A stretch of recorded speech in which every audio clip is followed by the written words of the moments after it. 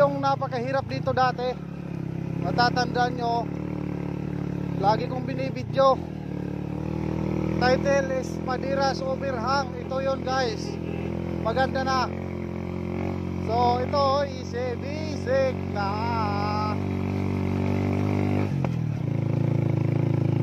Dati halos 30 minutes bago tayo makadiretso. Pero ngayon kahit 1 minuto kayang kaya. Wag lang maberya yung motor.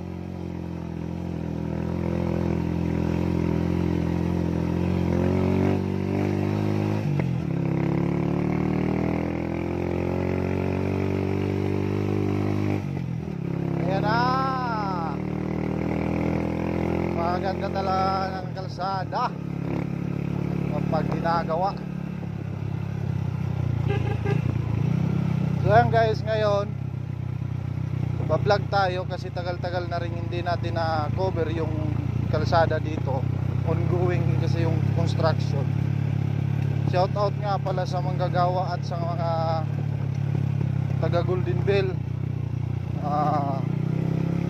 Maraming salamat sa inyo at lalong-lalo na sa nagbigay ng pondo dito na maayos yung kalsada namin.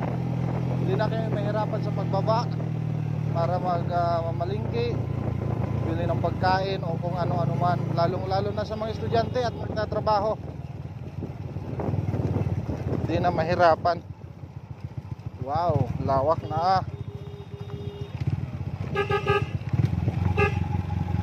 At saka nag-video rin ako ngayon kasi itong isa naming kasama, yung nasa una 2 sako, medyo bago pa lang ito nagkarga-karga. Siguro kung nagkataon na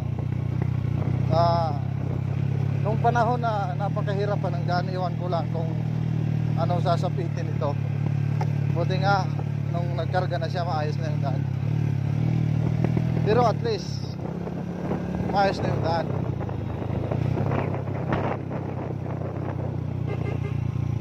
Yan, dito gagawa na ng pangalawang pang double na kalsada. At ito naman yung sa may bodega guys, dati na napakadulas, tumutubig yung lugar.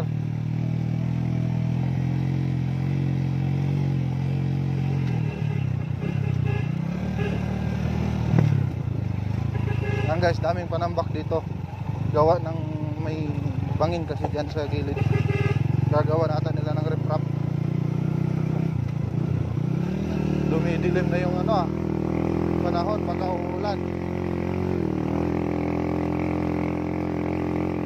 Ayan guys, kayang iahon ni Rose yung segunda.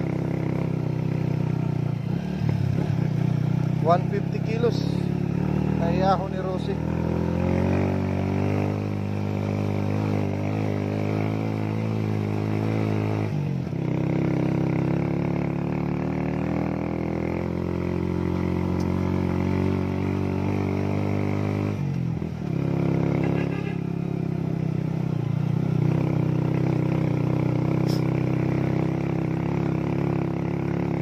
Guys,